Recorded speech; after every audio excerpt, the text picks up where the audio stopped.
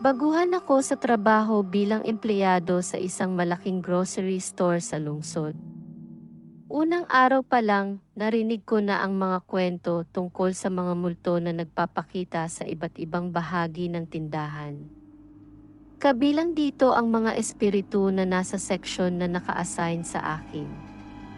Ang una ay isang maliit na batang babae na pinangalanan kong Lia. Madalas kong maramdaman ang malamig na hawak ng isang maliit na kamay sa aking palad habang nag-aayos ako ng mga paninda. Ayon sa mga kwento, si Lia ay isang batang nawala sa tindahan at patay na nang natagpuan sa loob ng CR. Ang pangalawa ay si Mang Ernesto, isang matandang lalaki na namatay sa huling storage room ng grocery. Itinigil na ang paggamit ng silid na iyon dahil sa mga misteryosong pangyayari tulad ng biglaang pagbagsak ng mga kahon at malamig na hangin kahit na walang bukas na bintana. Si Mang Ernesto ay dating janitor ng grocery na namatay habang naglilinis sa silid. 2 araw pa lang ako sa grocery ay binalak ko ng humiling sa boss ko. Nailipat ako ng product section. Pero dahil sa taas ng sweldo at hindi naman mahirap ang trabaho, nagpasya akong manatili. Isang gabi, habang nag-aayos ng mga bagong paninda kasama ang aking katrabaho, narinig ko ang mga bulong at biglang may umakbay sa akin. Pagtingin ko, walang tao sa paligid. Ang bigat ng presensya ay naging mas malinaw sa akin nang makita ko ang anino, isang matangkad na lalaki na nakasuot ng itim na jacket. Tinawag ko siyang kulimlim dahil sa kanyang madilim at mabigat na aura. Habang nag-aayos kami, naramdaman ko ang bigat ng presensya na sumusunod sa akin. Hanggang sa tanghalian, hindi na ako mapakali. Kaya't lumabas ako sa tindahan para magpahinga at masarap sa pakiramdam na makalabas ng grocery kahit sandali lang. Pero alam kong kailangan kong bumalik dahil trabaho ko iyon.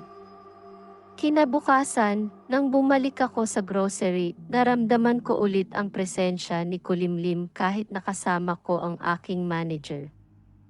Sa takot at bigat ng pakiramdam, nag-collapse ako. Tinanong ako ng manager kung ano ang mali, kung may nararamdaman akong sakit.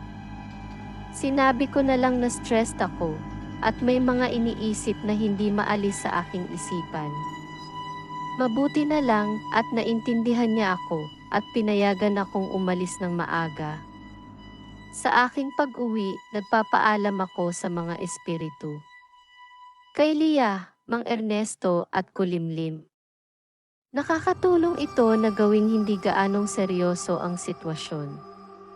Ang stockroom na nagbubukas ng mag-isa ay tinawag kong buhawi. Sa bawat araw na naka-assign ako sa grocery, lagi akong pagod at laging may takot. Pero alam kong kailangan kong magpatuloy. Habang tumatagal, natutunan kong patugtugin ang mga paborito kong music sa trabaho. Sa tuwing nararamdaman ko ang presensya ni Kulimlim o ni Lia, nagpapatugtog ako para mabawasan ang kaba. Naging masaya ako kahit papaano sa munting paraan na iyon. Isang gabi, habang mag-isa ako sa stockroom, biglang namatay ang mga ilaw. Dinig na dinig ko ang aking sariling paghinga at naramdaman kong may malamig na hangin na dumaan sa aking likuran. Biglang bumukas ang CR at nakita kong walang tao sa loob. Dahan-dahan akong lumapit at narinig kong may bumulong, "Tulungan mo ako." Nanginginig sa takot, nagpasya akong harapin ito. "Ano ang kailangan mo?" tanong ko sa hangin. Sa dilim, isang anyo ang lumitaw, si Kulimlim. Ang matangkad na lalaki na nakaitim. "Hindi ako matahimik," sabi nito. "May iniwang kasalanan na hindi ko na ituwid." Nanginig ako pero naisip kong baka ito na ang pagkakataon para tulungan ang espiritu at mabawasan ang aking takot. Ano ang kasalanan mo? Paano kita matutulungan? Tanong ko. Dahan-dahang naglaho si Kulimlim pero bago siya nawala, nag-iwan siya ng mensahe. Sa huling storage room sa ilalim ng kahon. Dagdag pa nito. Kinabukasan, matapos mag-ipon ng lakas ng loob, pumunta ako sa huling storage room. Doon, sa ilalim ng isang kahon, nakita ko ang isang lumang folder.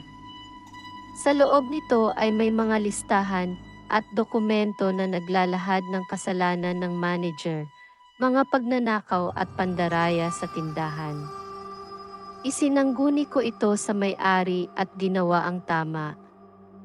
Naibalik ang mga ninakaw at inamin ng manager ang mga pandaraya sa mga otoridad. Mula noon, hindi na muling nakita si Kulimlim.